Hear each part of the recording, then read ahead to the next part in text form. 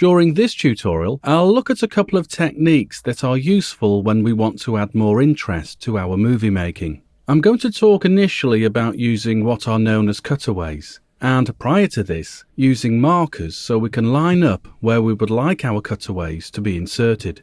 I think the first thing to do though is explain what a cutaway is and how they work. Well, as its name suggests, a cutaway leaves the clip that we are viewing at a user-determined point and focuses on a different view, a related view, although that's not entirely necessary. Sometimes people use cutaways to be a juxtaposition from the original clip, but we're not going to do that in this instance. We're going to use a related view. Well, with the cutaway view, we see a few seconds of a different view, as I say, but whilst we retain the same audio from the original clip. Now, the reason we use the same audio is because we don't want it to jar. If we use a cutaway with different audio, it's that change of audio that alerts the user that we have used a different view. The process of using a cutaway really is to make it look seamless, and therefore the audio component, being the same audio, helps us achieve this. Anyway, let's see this in action. With this first clip on the timeline, if I move the CTI across to various places, although to be fair this isn't the longest clip ever, but anyway, you'll see it is pretty much a static, peaceful shot. Well, to be fair, that's okay for quite a short clip like this. But imagine it was a much longer clip and we wanted to add more interest by having another view cut in of the same scene but from a different angle. Well, that's what we are going to do by initially setting a pair of positional markers where we would like the cutaway to be inserted. I'll just hit play to see this to ascertain where I'd like the markers to be placed. I think I'll go to here, I'll place my CTI there, and then add a marker to the timeline so we know where we want the alternate cutaway clip to be inserted. I could use M as a shortcut, but first before I do that, I'll use this button up here next to the in and out setting buttons. This is the marker button, and once clicked, we see the marker symbol on the timeline for both the sequence panel and up on the timeline in the project panel. I'll just drag the CTI along the sequence timeline now to get to the next marker at just over a second in, and then hit the marker button. Okay, now we have a pair of markers to act as visual indicators and lining up points for our separate cutaway clip. Now at this stage what I could do is I could drag the CTI to the first marker, but perhaps the best method is to have Premiere Pro do the hard work and snap the CTI to the first marker. To be able to do this, first of all right click here to open the context sensitive menu where you'll see these many marker options. We've got mark in, mark out, mark clip. But also down here, although we don't want to use these, either go to the in or go to out. As I say, we don't want those. What we do want are these down in the fourth section, where we have these options: add marker, go to next marker, go to previous marker. Well, we want the go to next marker because our CTI is just before it. So that's what we're doing, we're going to the next marker. Okay, so now our CTI is snapped to marker number 1. By the way, if you double click on a marker, I'll do it with this first one, we open this marker dialog box. Now to be honest, it's a little bit too much for what we want at the moment because it allows us to add in all sorts of information. Also, we can use it to create DVD markers or chapter markers for programs such as Adobe's Encore, or even create web links. Now I'm going to leave it set to comment marker. In fact, we don't actually need to add a comment for what we want, but I'll go through it for a sense of completeness. I'll name our marker number 1, and in the comments, because I know I'm going to remove it later, I'll add in remove after, and then I'll OK it.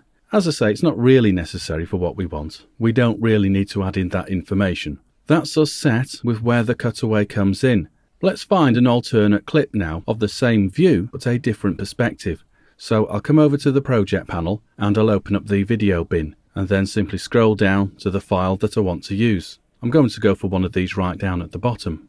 By the way, if you open up the video bin like this, and you want to navigate back to see all the other bins, hit this button up here. That'll take you back up a level. Okay, now I'll just open up the video bin again and scroll down to the bottom once more. And with this particular file, I'll double click it to open in my source monitor, and then I'll place my CTI in the source monitor on the timeline where I want this cutaway to start.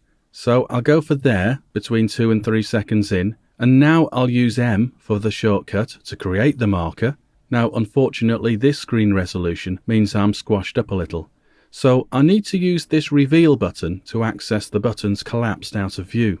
Okay, so now we see these options. We could add a marker, or mark in, or mark out, etc. I'll click on mark in to state this position is the start or the end point of our cutaway clip. And then now we could use this clip like this, but I want to show you an interesting thing you can do. Despite setting the in point there at the marker position, if I reset the in point to just before the marker, when I bring this to the timeline in a moment, I can snap this cutaway clip marker to the main timeline original clip marker, even though the in point will be before it. Right, I'll just set an out point now by clicking here again and choosing appropriately there. Okay, you'd imagine my next step would be to just left click and drag and drop the ranged clip to the timeline now. However, this would bring both the video and the audio components in. We don't want the audio. Remember what I said earlier on? We only want the video component because we're going to retain the original audio even though we are going to cut away for a couple of seconds. What I need then is just the video component. Remember we saw those buttons in an earlier tutorial? Well, at this screen resolution, I need to expand to access those buttons. So I'll left click and drag to the right until those relevant buttons reveal. Okay, so now I can access the drag video only button, or if I wanted the audio, which I don't, I could choose the audio button. As I say, I only want the video only, so I'll left click on this drag video only button and drag it down to the timeline and line it up with the marker there. However, because I've made the in point for this cutaway to be a little bit too far away from my marker, it won't fit in this sequence right at the beginning. Well, we can get round that. All I need to do is move the in point closer to the marker.